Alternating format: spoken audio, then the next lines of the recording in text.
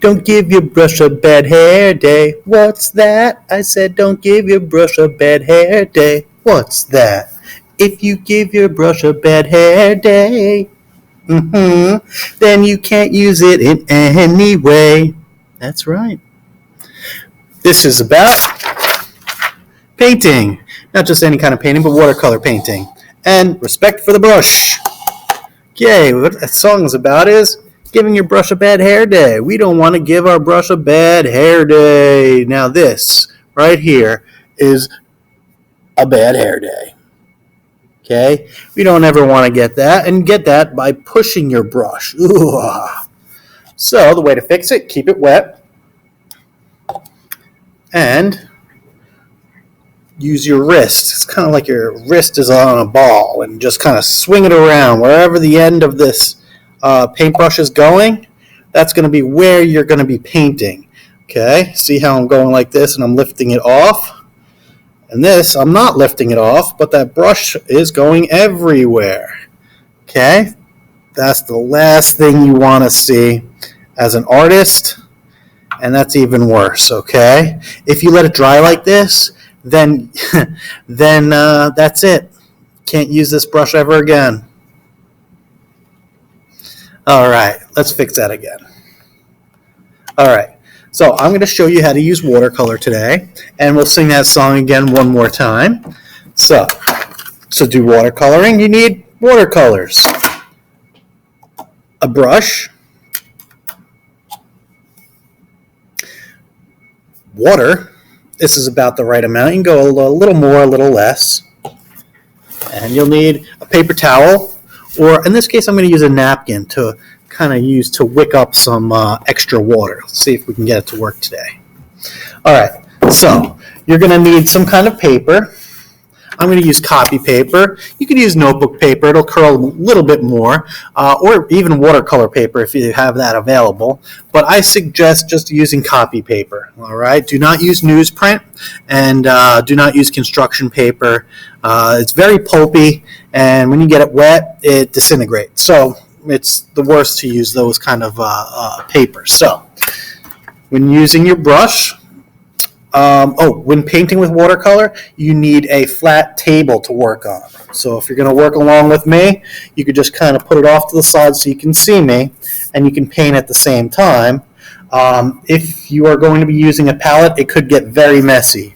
Not a palette, an easel. Okay, don't use an easel. It's at an angle. It's like painting on the wall. You don't want to paint on the wall either. So you don't want to tape something to the wall and try to paint it, at least not with watercolor, at least not today.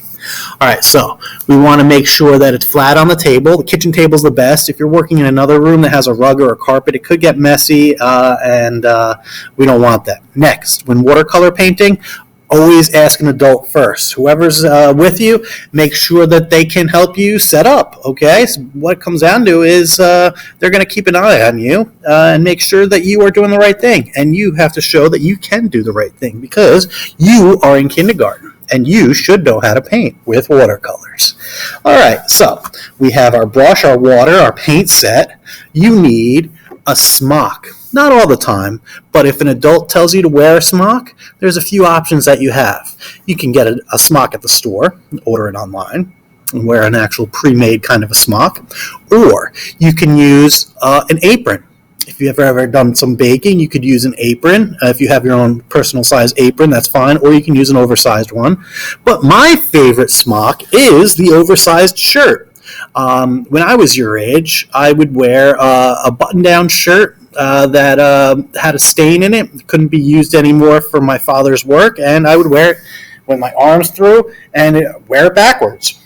The adult would button down the back and roll up the sleeves. So this way I had a way of keeping my clothes clean. You could use a golf shirt like this if you really wanted to. Oversized is always better. Go over your shirt that's already there, your blouse. And the same with a t-shirt. T-shirts are fine. If they're big and loose, that's okay. You could always kind of tie them off in the back, so this way it's kind of out of your way. You don't want your shirt drooping into your artwork. All right. That being said, if you have long hair, make sure it's kind of back, okay? You don't want to be looking over your artwork while your hair is dripping into your watercolor set. All right. Next, the thing you're going to want to do is you're going to want to use the paints the right way, and I'm going to show you how I clean my brush before I even begin. Here's how I do it. I go 1, 2, 3, 4, 5, 6, 7, 8, 9, 10. Notice how all those drips of water are staying on the inside of the cup. Okay? Now I'm ready to paint. Now, when painting with watercolor at home, I like to use the lightest color first. Which one's the lightest color? That's right, yellow. I'm going to hold my brush where the silver meets the plastic, or where the silver metal part meets the wood, depending on what kind of a brush you have. You can go up a little bit, or back, or even back further if you really want to. All right, when painting, remember, just kind of go around with where you're working your arm, your wrist, all right, just like so. All right, now the paper towel or the napkin is used to wick up any drops of water. Okay, remember, it's going to be flat. If you see a drop of water, you're going to use the corner to suck it up. All right, those are the basics of using watercolor at home. I hope this was useful to you. And without further ado, we're going to give that song another shot. Here it goes. Don't give your brush a bad hair day. What's that? I said don't give your brush a bad hair day. How's that?